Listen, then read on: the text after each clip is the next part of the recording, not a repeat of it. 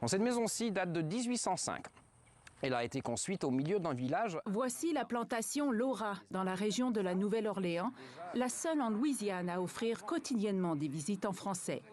Une initiative de Joseph Donne, un franco-louisianais qui œuvre depuis plus de 30 ans à la défense et la promotion du français. La situation de la langue française en Louisiane est en essor, je dirais, parce que bon, ça aide énormément maintenant avec les jeunes qui commencent petit à petit à prendre la relève, avec la musique et avec les capacités de diffusion que nous avons maintenant, avec les différents médias sociaux, avec les différentes plateformes numériques.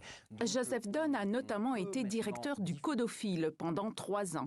Le Codophile, c'est le Conseil pour le développement du français en Louisiane, créé en 1968 par l'État louisianais.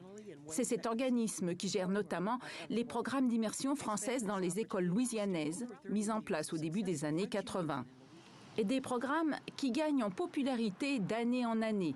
Ils sont maintenant implantés dans une quarantaine d'écoles, surtout primaires, et plus de 5500 élèves y sont inscrits. On a évalué qu'il y a environ entre 20 et 25 000 personnes de la Louisiane qui ont passé dans ces programmes-là, alors qu'ils sont bilingues. Ces programmes d'immersion française ont mis un frein au processus de l'assimilation qui, pendant des décennies, a réduit drastiquement le nombre de francophones en Louisiane. En 1970, il y avait 1 million de locuteurs francophones, dont 500 000 qui avaient le français comme langue maternelle.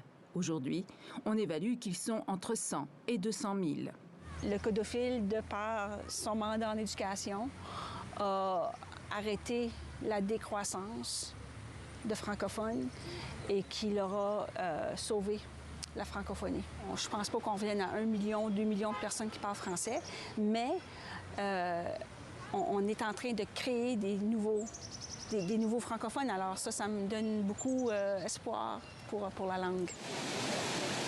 La langue française est donc encore vivante en Louisiane, mais elle reste très minoritaire et les défis pour assurer sa survie ne manquent pas.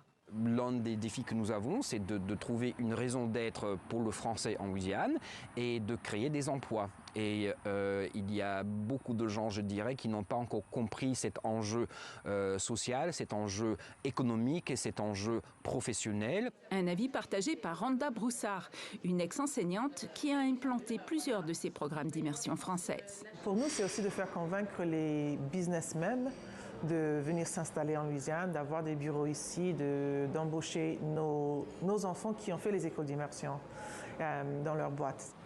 Pour que la langue de Molière résonne encore dans les bayous, il faut que les petits Louisianais qui l'apprennent sur les bancs d'école puissent s'en servir plus tard dans leur vie active et dans leur vie de tous les jours.